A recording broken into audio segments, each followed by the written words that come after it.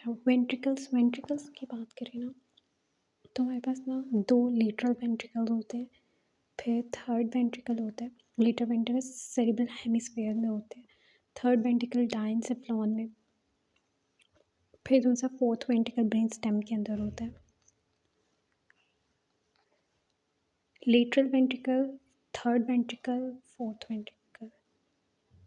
जो lateral ventricle होता है वो थर्ड वेंट्रिकल के साथ जुड़ा होता है इंटरवेंट्रिकुलर फोरामेन के ज़रिए, जिसे फोरामेन ऑफ मॉनरो भी कहते हैं।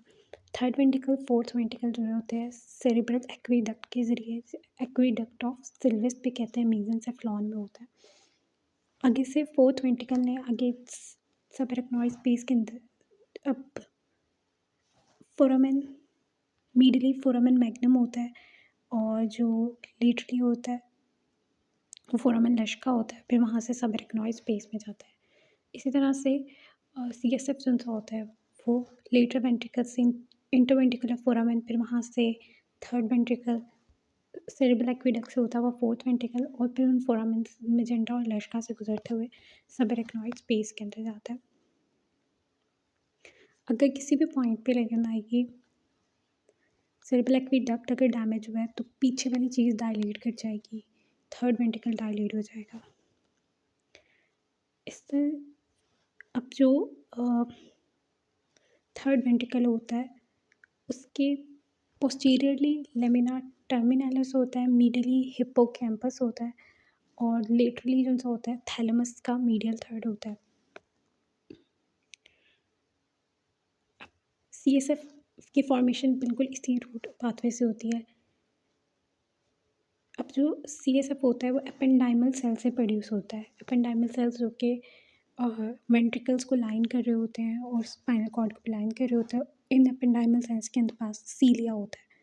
जो CSF होता है वो ट्रांससेलुलर फ्लूइड होता है, कुशन इफेक्ट देता है। डेली 500 ml पर डे जो सा होता है वो प्रोड्यूस हो रहा होता है, पर आवर के हिसाब से 20 ml प्रोड्यूस हो रहा होता है। इसकी वैल्यू अगर जब हम देखें ना तो वो 90 से ऑलमोस्ट 200 आ रही होती है, और डेंसिटी जो सी होती है वो 1.0001 से लेकर 1.0005 होती है। ठीक है, अच्छा, इसकी और CSF को और ब्लड को कंपेयर करें, वो जो आइसोटोनिक होते हैं कंसंट्रेशन दोनों में सेम होती है। वो सोडियम, वो नमक होता है, सोडियम और क्लोराइड होता है, और बाइकार्ब्स होते हैं। कम जो कंसंट्रेशन CSF में होती है वो पोटाशियम की और कैल्शियम की होती है, ज़्यादा जो होती है वो मैग्नीशियम और क्रेटिनिन की होती है।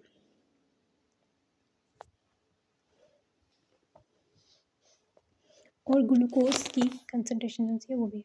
अब अगर third of the middle third of the facial skeleton अगर वहाँ पे CSF लीक हुआ है तो क्रिब्रिफॉर्म प्लेट जो से होती है वो फ्रैक्चर हो सकती है। अब जो हम ने कहा था लेटर वेंट्रिकल था, अब जो लेटर वेंट्रिकल होता है उसका जो इंटीरियर हॉर्न होता है वहाँ पे होता है, इंटीरियर पार्ट होता है कॉर्पस कैलोसम का, और जो टेम्पोरल हॉर्न होता है वहाँ पे स्ट्राया टर्मिनलिस होता है।